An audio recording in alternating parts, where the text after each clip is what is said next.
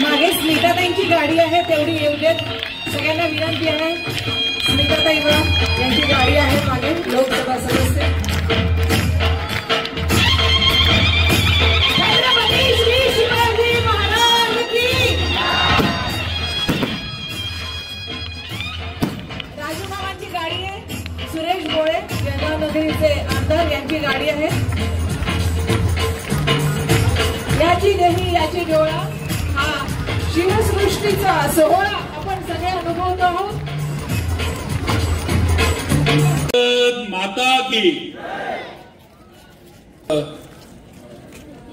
कोल्हापूर येथे माननीय गिरीश भाऊंच्या प्रयत्नातनं, नियोजनातनं आणि आपण सर्व कोल्हापूर ग्रामस्थांच्या सहकार्यातनं छत्रपती शिवाजी महाराजांची अश्वरूढ मूर्ती आणि शिवसृष्टी या ठिकाणी उभा राहिली. त्याचा अनावरण सोहळा आपल्या सर्वांच्या उपस्थितीत, त्याचबरोबर तुमचे, माझे, तसंच मंगेश भाऊ, मामा, आमचे सगळ्यांचे मार्गदर्शक माननीय गिरीश भाऊंच्या अध्यक्षतेखाली हा कार्यक्रम आज या ठिकाणी पार पडतोय. या कार्यक्रमाला उपस्थित असलेल्या मान्य खासदार स्मिताताई वाघ, माझे सहकारी आमदार मान्य राजूमामा भोळे, माझे दुसरे सहकारी आमदार मित्र मान्य मंगेशदादा चव्हाण, त्याचबरोबर मान्य जे.के. चव्हाण, मान्य संजयदादा गरुड, मान्य मयूर पाटील, तालुका अध्यक्ष, जळगावचे जिल्हाधिकारी मान्य आयुष प्रसाद, मुख्य कार्यकारी अधिकारी मिनल करनवाल मॅडम, त्याचबरोबर स्टेजवरील सर्व पदाधिकारी, त्याचबरोबर तोंडापूर गावातील सर्व माझ्या माता, सर्व माझ्या लाडक्या बहिणी, तरुण मित्रांनो आणि उपस्थित सर्व माझ्या शिवभक्तांनो. आज गिरीश भाऊंनी तुम्हाला, मला, आपल्या सगळ्यांना इथं या शिवसृष्टीच्या कार्यक्रमासाठी, उद्घाटनासाठी, अनावरणासाठी इथं बोलवलं आणि भाऊंनी अतिशय या शिवसृष्टीच्या माध्यमातून समाजामध्ये काय बदल घडला पाहिजे हे त्यांच्या मनोगतामध्ये, त्यांच्या भाषणामध्ये इथं सांगितलं किंवा त्यांनी त्यांच्या भावना गिरीश भाऊंनी इथं व्यक्त केल्या.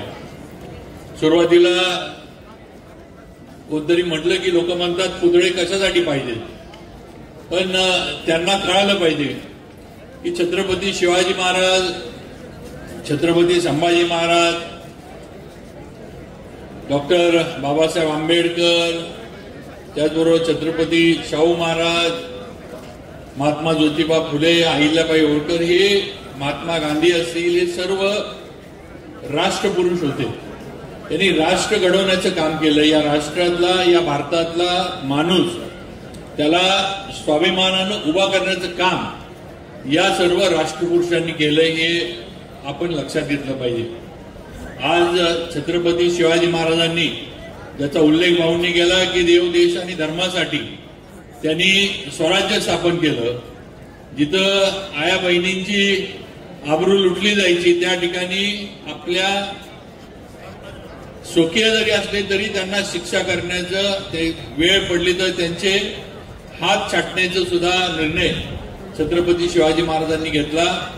जिथं जिथं अन्याय झाला तिथं तिथं जाऊन त्या अन्यायाला वाचा फोडण्याचं काम, तो अन्याय संपवण्याचं काम छत्रपती शिवाजी महाराजांनी केलं.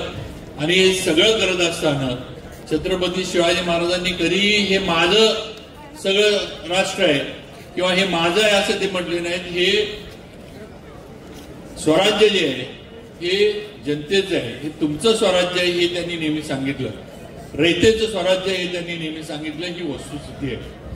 आणि म्हणून अशाच पद्धतीनं त्यानंतरच्या काळामध्ये देश स्वतंत्र झाल्यानंतर सुद्धा डॉक्टर बाबासाहेब आंबेडकर असतील, आपले महात्मा ज्योतिबा फुले असतील, महात्मा गांधी असतील, छत्रपती शाहू महाराज असतील, यांनी सुद्धा या भारतातल्या सर्वसामान्य माणसाला त्याच्या पायावर स्वाभिमानानं उभा करणं, त्याला अधिकार मिळवून देण्याचं काम हे या सर्व महापुरुषांनी राष्ट्रपुरुषांनी केलं आणि म्हणून यांची प्रेरणा घेण्यासाठी हे पुतळे ही शिवसृष्टी आणि त्यांच्या कार्याचा गौरव या ठिकाणी आपल्या महाराष्ट्रात आणि देशात झाला पाहिजे हे आपण सगळ्यांनी लक्षात घ्यावं आणि त्याच भावनेतनं आज गिरीश भाऊंनी प्रत्येक गावात स्वतःच्या खर्चातनं स्वतःच्या प्रयत्नातनं आज हे पुतळे उभा करण्याचा निर्णय केलाय. मी जामनेरमध्ये आलो त्या ठिकाणी मी सुद्धा